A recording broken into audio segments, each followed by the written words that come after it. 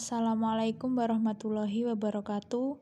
Kami dari kelompok 8 akan mempresentasikan materi tentang anggaran tetap dan variabel yang beranggotakan kelompok 1 Rizal Nur Muarif dengan akhir NIM 105, 2 Nindi Dwi Yumaris dengan akhir NIM 107, 3 Dewi Arita Salsabila dengan akhir NIM 127, dan 4 Iska Ainun Zahira dengan akhir NIM 142.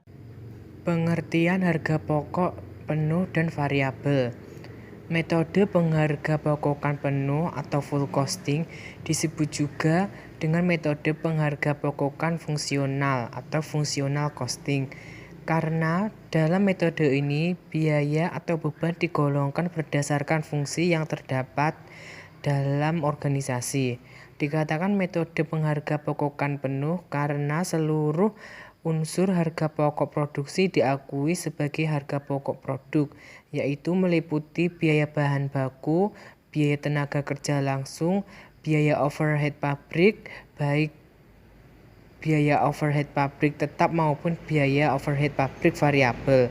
Metode penghargapokokan variabel atau variable costing disebut juga dengan metode penghargapokokan langsung atau direct costing. Adalah metode penentuan harga pokok produksi yang hanya membebankan biaya-biaya produksi variabel saja ke dalam harga pokok produk.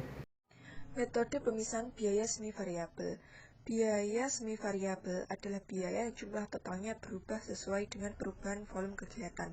Akan tetapi sifat-sifat perubahannya tidak sebanding. Semakin tinggi volume kegiatan, semakin besar jumlah total biaya. Semakin rendah volume kegiatan, semakin rendah pula jumlah total biaya. Tetapi perubahannya tidak sebanding. Sedangkan biaya semi variabel persatuan berubah terbalik dibandingkan dengan perubahan volume kegiatan, tetapi sifatnya tidak sebanding sampai dengan tingkat kegiatan tertentu. Semakin tinggi volume kegiatan, semakin rendah biaya satuan. Semakin rendah volume kegiatan, semakin tinggi biaya satuan. Memisahkan biaya semi variabel ke dalam elemen biaya tetap dan biaya variabel ada dua pendekatan yang digunakan, yaitu 1 pendekatan analisis dan 2 pendekatan historis. Metode unit ekuivalen produk.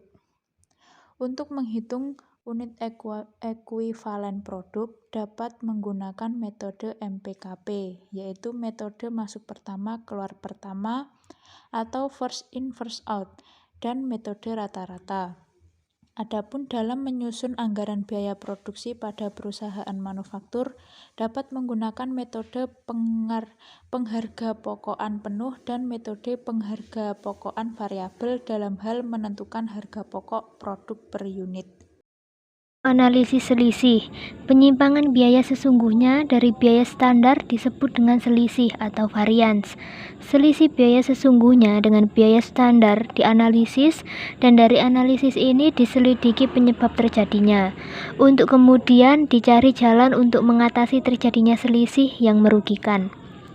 Dalam pembahasan analisis selisih ini dibedakan menjadi 3 macam, yaitu 1. Selisih biaya bahan baku.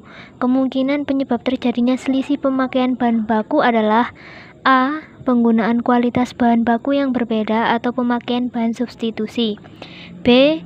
Ada atau tidak adanya pengawasan terhadap pemborosan pemakaian bahan baku. C.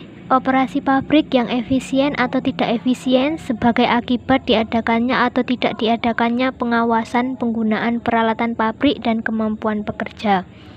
D. Penyimpangan hasil bahan baku yang diolah. Kedua, selisih biaya tenaga kerja langsung. Selisih biaya tenaga kerja langsung terdiri dari selisih tarif upah dan selisih efisiensi. Yang ketiga, selisih biaya overhead pabrik. Perhitungan tarif upah biaya overhead pabrik adalah menggunakan kapasitas normal, sedangkan pembebanan biaya overhead pabrik kepada produk menggunakan kapasitas sesungguhnya yang dicapai. Selanjutnya yaitu manfaat anggaran variabel. Penggunaan anggaran variabel dalam perusahaan akan mempunyai beberapa kegunaan tertentu bagi perusahaan yang bersangkutan. Beberapa manfaat tersebut antara lain sebagai berikut. A. Sebagai alat manajemen untuk menciptakan koordinasi kerja. B. Sebagai pertemuan kerja. dan C sebagai alat manajemen untuk melakukan pengawasan kerja. Sekian presentasi dari kelompok kami. Apabila ada kurang lebihnya mohon maaf. Wassalamualaikum warahmatullahi wabarakatuh.